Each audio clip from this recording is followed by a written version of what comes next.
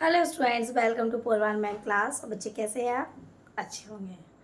तो आज हम आपके लिए लाए हैं अपने वीडियो में क्षितिज खंड का चैप्टर सेकेंड, लहासा की ओर। लहासा की ओर के जो क्वेश्चन आंसर जो बुक में दिए होते हैं आपके, वो तो हम क्वेश्चन आंसर आपको कराते हैं, उसके साथ साथ कुछ एक्स्ट्रा क्वेश्चन आंसर भी कराते हैं। तो जैसे आज मैं कुछ उसके 4 ये क्वेश्चन आंसर लाई हूँ, तो पहले इनको बताते हैं। लासा की ओर का चैप्टर हम पढ़ चुके हैं। चैप्टर में क्या है, एक बार थोड़ा सा रिमाइंड करा देते। लासा की ओर में जो चैप्टर है उसमें तिब्बत की, मतलब जो राइटर तिब्बत के लिए जो यात्रा करता है उसके ऊपर पूरा उसने जो वृत्तांत वहाँ का देखा होता है उसके ऊपर ही उसका विवरण दिया हुआ है।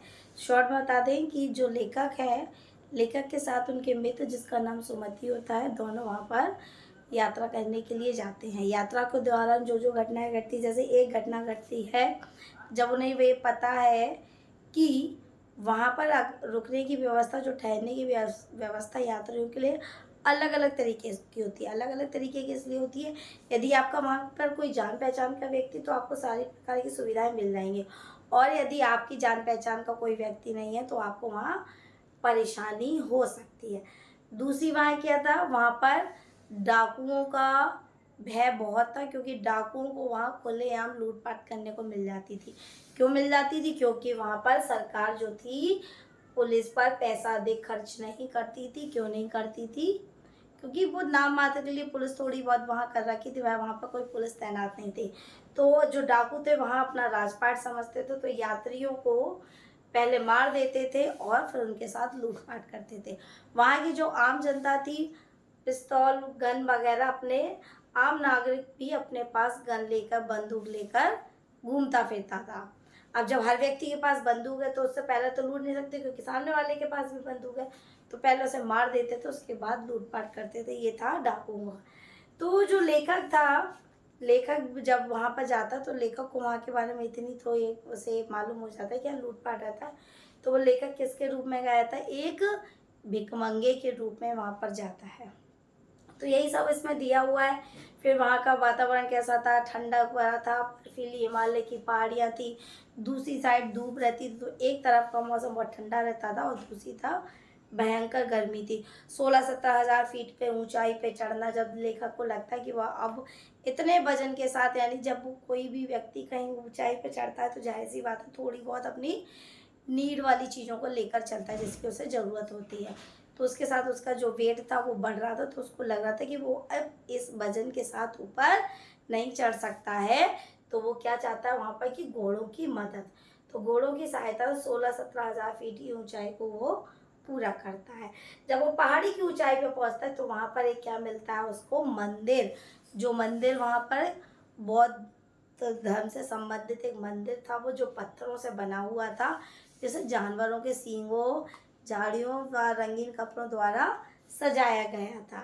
और जब ये तो ऊपर का हो गया, और जब लेखक पहाड़ी से नीचे उतरता है तो उसके संग एक घटना घटती है। तो जो लेखक का घोड़ा होता है वो थोड़ा धीरे धीरे चल रहा होता है, और जो मित्र का घोड़ा होता है वो एक सामान्य गति से चल रहा होता है। तो होता क्या है, जो मित्र का घोड़ा होता है वो आगे निकल जाता है और लेखक का घोड़ा धीरे धीरे चल रहा होता है, इसलिए वो पीछे रह जाता है। जब वो पीछे रह जाता है तो जब एक जगह 2 मोड़ आते हैं तो लेखक थोड़ा कंफ्यूज हो जाता है कि उसे कहाँ मुड़ना है, दाएं या बाएं।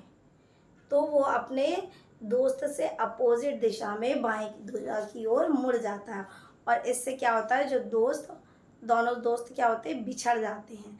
जब 1.5 मील आगे जाने पे भी जब लेखक को लगता है कि वहाँ उसका दोस्त नहीं है, वह गलत रास्ते पर आया, तो वापस 1.5 मील तक वो पीछे लौटता है। वहाँ उसका दोस्त जो बैठा होता है, सुमति, यानी जो मंगोलों की जाति से होता है, यानी एक गुस्सैल था, उसे बहुत गुस्सा आता है। तो उसको चिल्लाते हुए, क्रोधित होते हुए बोलता भी है कि मैंने तुम्हारा इंतजार करते करते 2 टोकरी कंडे फूंक दिए, 4 से 5 बार चाय गर्म करके पी लिए। तो इसी तरीके का पूरा वृत्तांत यहाँ दिया हुआ है चैप्टर में। ठीक है, अब हम इसके शॉर्ट वाले आंसर करेंगे। तो शॉर्ट का पहला आंसर है, किले को परित्यक्त और चीनी क्यों कहा जाता है? जैसे कि बताया था, जो पहले व्यापार का जो मार्ग था वो यही मार्ग था, इसी के द्वारा मतलब भारत और नेपाल सामान आया जाया करता था। बाद में क्या हुआ, उनमें किले में जो थे उनमें चीनी सेना रहने लगी थी। तो देखिए किले को परित्यक्त और चीनी क्यों कहा था, चीनी क्योंकि वहाँ उन किलों में कुछ समय तक चीनी सेना रहने लगे थे, इसलिए तो वो चीनी हो गया। दूसरा, लेकिन आज वहाँ कोई नहीं रहता, इसलिए परित्यक्त यानी त्याग किया हुआ है, छोड़ दिया गया है। ठीक है। तिब्बत में यात्रियों के आराम के लिए क्या सुविधाएं हैं, मतलब तिब्बत में आप पूछा जा रहा है कि सुविधाएं हैं, तो वहाँ पर देखो क्या बताया, छुआछूत या ऊंच नीच का कोई स्थान नहीं था। यानी तिब्बत में ऊंच नीच और जाति प्रथा का ले लो या छुआछूत का कोई भेदभाव नहीं था, कोई स्थान ही नहीं था। यात्री किसी भी घर में जाकर वहाँ की सास बहू को अपना सामान, चाय बनाने का सामान देकर अपने लिए चाय बनवा सकते थे। समझ में आए। स्त्रियों के लिए वहाँ कोई पर्दा प्रथा नहीं थी, छुआछूत का कोई किस्सा नहीं था। और जब पर्दा प्रथा नहीं थी तो वहाँ जो स्त्रियाँ थीं अपरिचित व्यक्तियों के लिए भी जो अपना सामान ले जाते थे उनके लिए भी वहाँ चाय वगैरह वो बना दिया जा करती थी। अगर वहाँ पर एक सामान्य व्यक्ति जो देखने में ठीक ठाक उनके लिए बना दिया करते थे, यदि उन्हें कोई वहाँ पर निम्न श्रेणी का व्यक्ति जो दिख रहा है तो उसको घर में आना उसका वर्जित था। स्त्रियों के लिए कोई पर्दा प्रथा नहीं थी, स्त्रियों के लिए कोई पर्दा प्रथा नहीं थी, क्योंकि वह अपरिचित व्यक्ति तो उससे थोड़ा बहुत बातचीत की जाएगी, तो वह अपरिचित व्यक्तियों से पुरुषों के से बोलचाल लिया करती थी।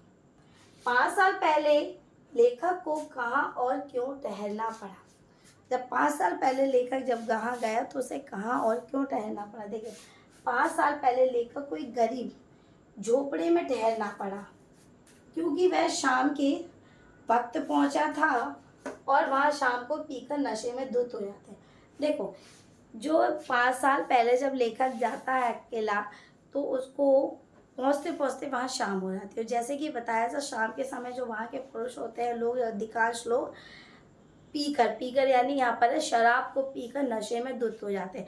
और जब नशे में कोई धुत हो जाता है तो उसे रिश्ते नाते समझ में नहीं आता, रिश्तों का संबंधों का महत्व नहीं होता, क्योंकि वो नशे में डूबा हुआ है उस समय धुत है। तो जब लेकर 5 साल पहले पहुंचा था तो वो शाम के समय गया था। शाम के गया था तो वहाँ शाम समय जब वो गया था तो वहाँ के जो लोग थे अधिकांश कैसे थे, नशे में धुत थे, इसलिए कोई भी उसको पहचान नहीं सका, उस पर इतना ध्यान ना दे सका, तो उसे कहाँ एक गरीब के झोपड़े में सोना पड़ा। फोर्थ है हमारा तिब्बत में डांडे किसे कहते हैं। तिब्बत में डांडे किसे कहते हैं।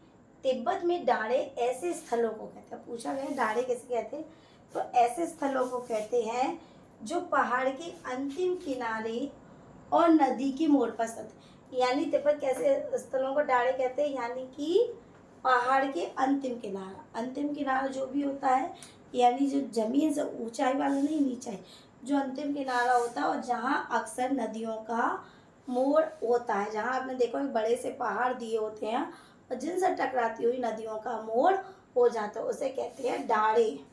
ठीक है। तो आज की इस वीडियो में इतने ही क्वेश्चन आंसर हम करेंगे। अपने नेक्स्ट वीडियो में फिर आपसे मिलेंगे। Okay friends, take care, like and subscribe जरूर करते रहिए।